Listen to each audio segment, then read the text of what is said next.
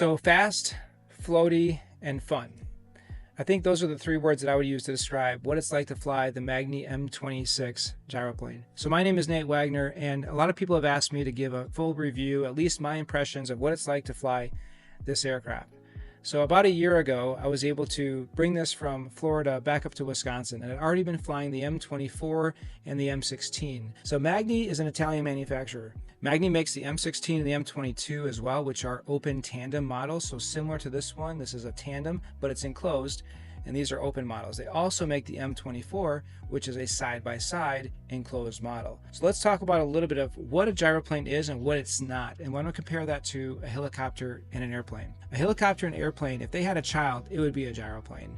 A gyroplane cannot take off and land vertically, but it doesn't have the high cost of operation like a helicopter would. And if you lost your engine in a helicopter, the pilot has to change the collective and change the pitch angle of the rotor blades, and within about 2 to 3 seconds get themselves into a place where they can now auto-rotate down to a safe landing. You're always auto-rotating in a gyroplane, so you never have to worry about getting yourself into an auto-rotative state. You're already there. In an airplane, you could stall that thing, and the stall isn't really that big of a deal, but if you do it close to the ground, that's a death sentence.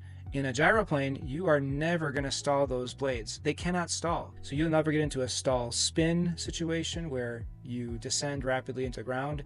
You can get behind what we call the power curve, so you can get really slow, and now you don't have enough power to get you going faster, but that's a training issue, just like it is with an airplane or a helicopter.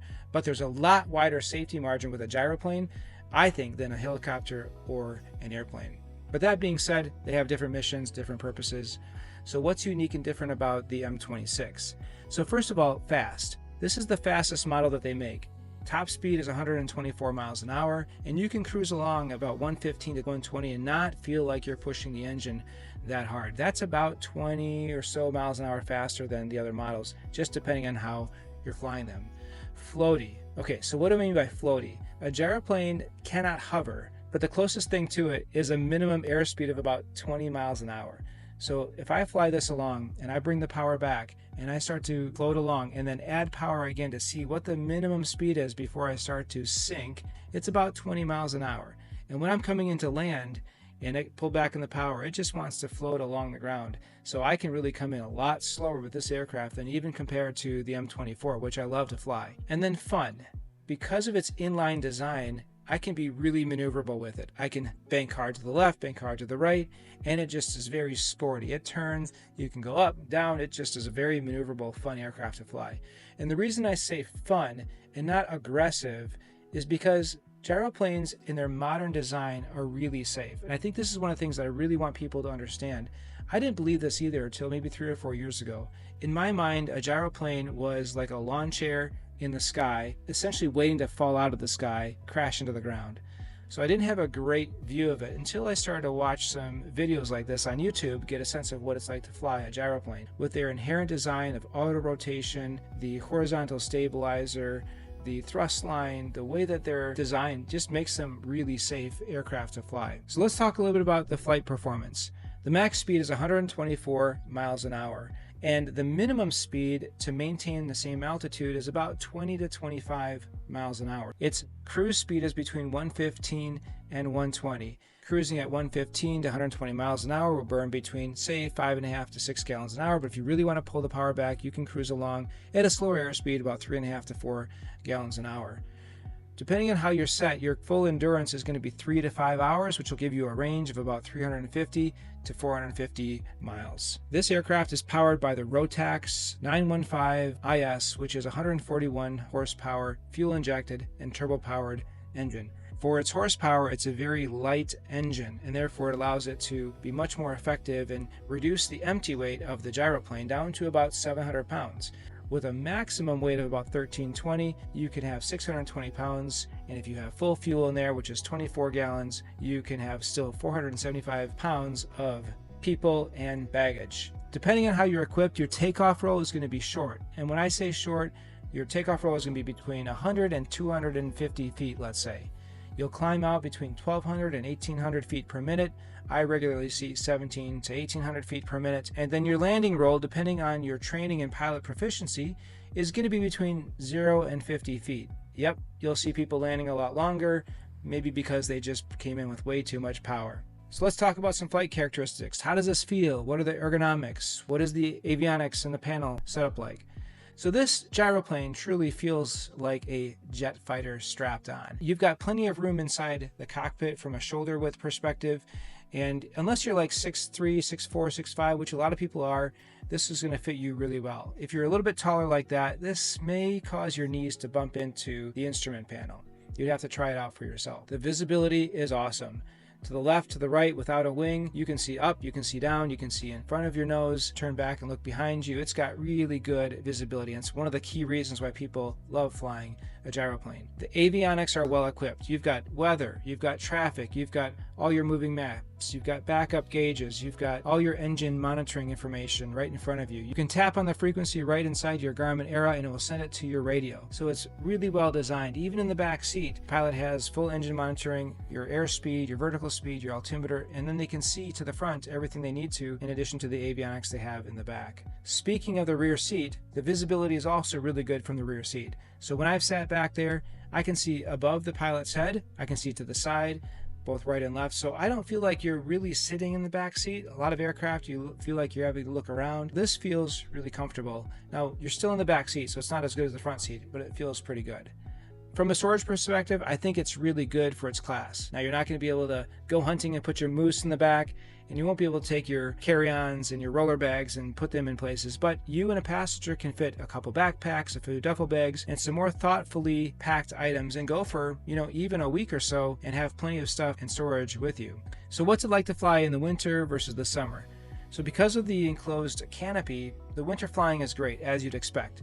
I've gone out there with 1 to 2 degrees outside Fahrenheit, and it's been 48 degrees inside. Now the sun helps, so if it's a cloudy day, it might be a little cooler, but I would have no problem, and have had no problem flying in the winter with cloudy days and cold out. In the summer, it's got good cooling as well. Several cabin vents can be opened up. You've got good airflow. It just gets a little hot when you're taxiing if you've got the canopy closed, so for that reason, you may taxi with the canopy open. So let's go for a flight. Okay guys, let's do a flight test here. I want to give you a sense of what it's like to fly the M26. It's a beautiful night out tonight. We got low calm winds and really nice visibility out. So we're going to go do a couple of grass strips, fly in the air, do some maneuvers, get you a sense of what it's like. The startup procedure is really straightforward. Master, start power, lane A, lane B, come on. Put your EMS and your accessories, come on. The accessories will power your gauges on the right side. Garmin Era 760 is really nice right in front of you. You can see traffic and weather, and full map, sectional charts, and everything. This is the Canardia here right in front of me. This gives you all my engine information, my PFD as well, and I can set the altimeter as well. Altimeter set, we've got good fuel. I got a visual sight gauge in the back so I can see what the fuel is looking like there. It also has a readout here with a fuel flow meter attached to that. Doors closed, stick retainer, parking brake, rotor brake, that's all good to go. All right, clear prop, let's start her up. Excellent, oil pressure, fuel pressure. Got a low oil temperature, that'll start to come up. EGT is coming up, and we can taxi. So we'll see what we can get for a takeoff here. We'll see how short we can get our takeoff, what our climb rate's going to be. Kind of go for some max performance pieces with one person on board and about half fuel. Takeoff checklist is to ensure that you got your start power off, all the fuel pumps are giving good pressure, your engine looks good and in range. We can taxi, get ready to take off. Okay, the stick retainer is down, so now I can start to pre-rotate. Hold the brakes here with my hand. Right here I've got all my rotor speeds. I got at 180 already, and we can pre-rotate prior to entering the runway, so it shortens our time sitting on the runway, which is a key feature. Now once I got it above 130 and I got 210 on the rotor, I can bring the stick all the way back. I can bring it forward and use it like an air brake. All right, get my wheels lined up right where I want them. Rotate up as high as I can. We can get up to about 300 on the rotor RPM. Stick is all the way back. There's 280, and we're gonna go.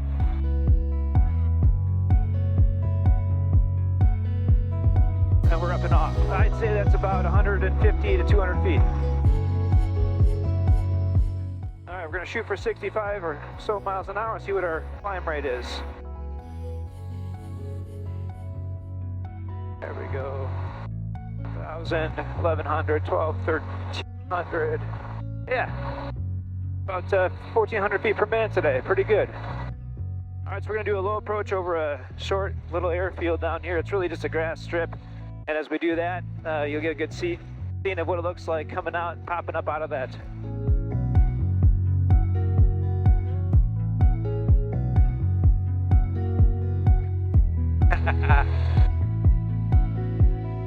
And up to the left. All right, I'll follow you around. Oh my goodness, that's so good. Let me give you a sense of kind of what this is like in terms of its maneuverability. There's an airstrip below us that has 2 trees on either side of it. It's probably about 75 feet between those trees, so you definitely have to be careful as you're doing it. Get slow, about 50, 60 miles an hour. I drop down in above these trees. Get down here below these trees. And throw in the power. Feel left, feel left. All right, so let's look at what these speeds are like. So let's start with our typical cruise speed. So I'm gonna get up to about 110 or 115 miles an hour, maintain my altitude. Right now I'm giving her right around 97% throttle. And in this aircraft, that turns out to be about 5,100 RPM. The speeds will continue to increase a little bit until we get up around 110 or so, 115. I'm at the average of a cruise speed here, so right now I'm burning about 35 liters an hour, so it's definitely on the higher end. 115 indicated. I could bring it back a little bit, do about 110 and about 30 liters an hour pretty easily. From a high speed perspective, give her full throttle, 123, let's see, we can get 124, 125, so we're at our top end of our VNE, so top speed about 125 by the book, and we can get it, and it feels pretty good at those speeds as well. So let's turn around and do more of a slow flight experience. So the goal here is not to lose any altitude, but to get as slow as a speed as possible, still be in full control of the aircraft. You can see from looking outside that I almost have 0 ground speed right now. There's 25 miles an hour, 20 miles an hour. Now I've got to add some throttle and a significant amount. I got 4,500 on the RPM, mid-20s on my speed, and I'm essentially hovering here like a helicopter.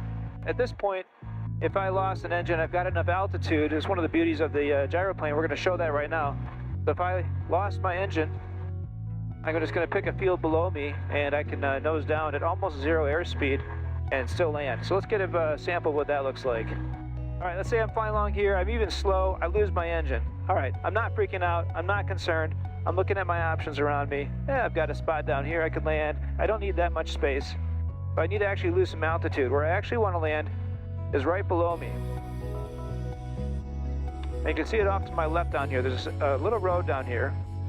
I'm going to try to get down to that spot, and I'm going to actually have to lose some altitude. So I'm going to do this like an S-turn, come this way, come back this way. This loses altitude, but it increases my airspeed at the same time. Come around this spot here, and actually just put her right down. And there's my engine failure. We'll land, and we're safe. We're totally safe. You can see that airspeed coming through. Adding power. And I'm off the ground. Okay, so now that you've flown, you got a sense of what it's like to fly. Let's talk about what it takes to maintain this from a financial perspective. So operating expenses are really pretty low. You really only need to budget for fuel and a little bit of oil. So it burns 6 to 7 gallons per hour. So depending on the cost of your fuel at your airport, that's going to be $35 to $45, maybe $50 an hour for fuel. The oil is almost negligible. It doesn't burn that much oil. And then your other expenses are going to be mostly your fixed costs and your reserve. Depending on what you have for a hangar situation, this is only 6 feet wide by 28 feet deep and 9 feet tall.